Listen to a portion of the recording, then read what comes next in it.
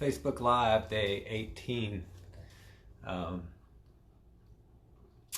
we're going to do this indoors today because it's rainy and a little bit messy out there. So I'm really excited about what I've got to share today. So I was talking yesterday about how important it is to get to know your people and to the dividends that will pay when you take the time to invest in your people, how that will come back and will come back to help you later on with your business, hopefully. And as I was thinking about that, I was also reminded that even as good as we are and as much as we do try to get to know our people and have a vested interest in them, we're still going to struggle with employees and getting our best efforts out of them. And despite all that we do, we're still going to be let down. We're still going to have them not show up. We're still going to have struggles with all of our employees. So don't mean to think that, hey, you get to know your employees' kids' soccer team and everything's going to be fine. That's not exactly how it works. But that being said, when they do let you down and you do have a vested interest and you know them on that level, then they will do it less likely and less often, and they're more likely to feel bad about it, as opposed to the opposite. When they hate you, they'd have no problem letting you down and take satisfaction in it even. So anyway, so that's my little thing from yesterday. So on that same note, I wanted to continue with what you can do to get to know your people and getting to know everyone that you come into contact with. And the trick that I want to share today is something that applies to business for sure. It's definitely a really great trick and technique to use in business, and if you can implement this, it'll work really well when you go into big business meetings, especially when you're meeting a lot of new people. But it also applies to just anybody. If you're going to a wedding and you're going to be meeting people there, or if you're just interacting with whomever, and that's remembering somebody's name. We all have that problem of meeting somebody, they introduce themselves, they tell you your name, and within the first 5 seconds, it's gone. Have no idea what it was, have no idea how to remember it, and there's no easy way to go back and ask what it was. And so that's a problem I think that we all struggle with. So on that note, the book that I'm going to promote for today is called Limitless, and it's by Jim Kwik. This is his technique. I actually stole this from him, and I'm actually midway through this book. I haven't finished it yet. I'm still reading it right now, but all the information that's in this book, I've heard most of it before on his YouTube channels. And so the podcast I want to promote to stick with the theme is Jim Kwik's Quick Brain podcast, and he shares this technique specifically in, I think it's episode 6 maybe. So the podcast is relatively new, but the concept is not. And once you learn the concept, I think you'll recognize it. It's not necessarily something that he invented or came up with, but he has done a great job of presenting this material. So the next time you're going into a big meeting, you got a wedding to go to, or any type of situation where you're going to be learning a lot of new faces, a lot of new names, stand in the mirror, look at yourself, and say, "Be suave." Be suave. That's the technique. It sounds crazy, right? So it's an acronym. So B, the first B is for believe. Self-talk versus positive self-talk versus negative self-talk. If you fight for your limitations, you get to keep them. That's Jim Kwik's quote, and I love that. If you have negative self-talk, say, "Oh, I'm really bad at remembering people's names." We all say that. I'm guilty of saying that.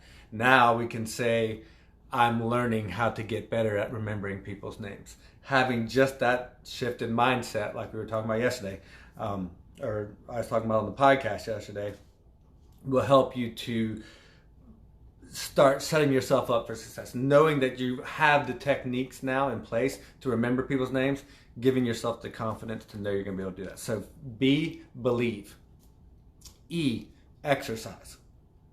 No, this is not another running opportunity or another spiel on how to stay fit. Exercise is practice. You practice makes progress. To do this technique, you do it for 30 days. You notice a lot of my challenges, a lot of my themes go for 30 days. If you can do this consistently over a 30-day time period, you'll master the technique and you'll get really good at doing it by doing it over and over and over. How do we get good at anything? By repeating it repetitively. So B, believe. E, exercise. S, say it. Repeat their name. When they introduce themselves to you, repeat it back to them. Make sure that you're saying it right. Make sure that you take a second to register that in your mind. Say, okay, this is who this person is. Make that connection. Just repeating it one time will give you an immediate connection. And then it'll also give you a chance to, if you're not saying it right, to learn how to say their name right. One of the things I continue to struggle with the podcast is butchering people's names and not pronouncing them the correct way. Now, I've had some tricky ones, Nanyana, but when you do take the time to repeat their name, then you get to make sure that you're saying it right. So that's always good. Man, there's a lot of people showing up today. I like it. Thanks, man. So B, believe. E, exercise. S, say it. U, use it. Don't abuse it. So repeat it when you first say it to them. Repeat the name, make sure you got it right, but don't keep saying it over and over through the course of the conversation. 3 or 4 times max. You say it more than that, it gets a little awkward. Hi, Mary. Great to meet you, Mary. Oh, that's really interesting, Mary. It doesn't come off too well. So 3 or 4 times, that'll kind of imprint it into your mind and imprint it into your brain. So B-E-S-A-U. The next A is ask. Everyone's favorite thing to talk about is themselves. So take the time to ask them. Ask them about themselves and ask them about their name. This is a great opportunity to learn more about where their name came from, who they're named after. A really important one is, how do you spell it? That's a great way to take the time to make the connections in your mind about what it is. The name that he brings up, the example that he talks about is Nankita. Nankita was a training lady that he was working with when he was presenting these concepts, and he asked her what her name meant and or where it came from, and she said it stood for graceful falling water.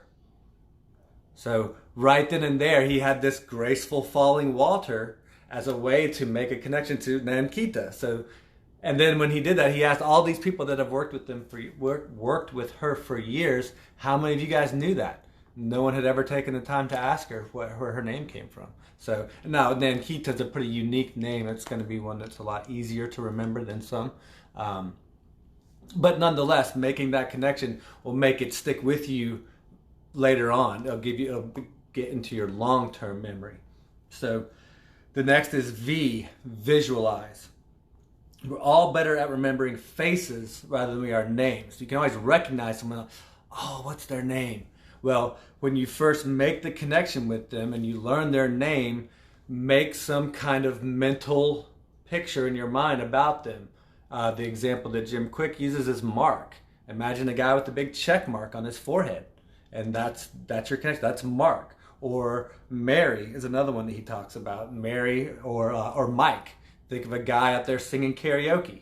Mike has a microphone, so you make that connection. One of the things that I do is when I meet somebody new and their name is connected with somebody in my past, particularly in my childhood, I try to make some kind of correlation between the two.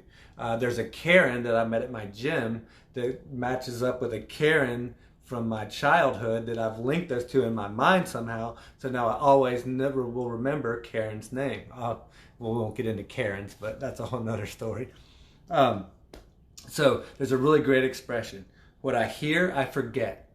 What I see, I remember. And what I teach, I understand. So that's why I'm doing this. So going through this process, I could remember this acronym, but now teaching it and repeating it back is hopefully going to help me to get really good at this. I picked this up about 6 months ago and really enjoyed experimenting with it, but then I kind of got out of the habit. So this was a great chance to refresh and to share it with you guys. So the last E, end. When you're leaving that party, when you're leaving that wedding reception or whatever it may be where you've met all these people, go through and say goodbye to them by name. If you say goodbye to them by name, they're going to remember you. You're the one who remembered them. and that's going to leave a lasting impression with them for you. So that's when it all kind of comes full circle, because you want to be remembered as well. So B, believe. E, exercise. S, say it. U, use it. A, ask. V, visualize. And then E, end by saying goodbye and repeating it one last time. So hopefully that'll be a way to be suave and to remember people's names. And I encourage you to try this out seriously for the next 30 days. One of the ways that I implemented it was, one, at the gym was a great opportunity to try it out, and then two, the people that you interact with every day, the barista at Starbucks, the guy at the gas station that you see that you fill your car up with, the people that you come into contact with on a regular basis, get to know them, find out their name, come back to them a few days later and show that you remembered it, and it's going to leave a lasting impression on everybody that you talk to. So good luck with that, and we'll see you tomorrow. Oh, 8keystogreat.com. Check out 8keystogreat.net. Bye.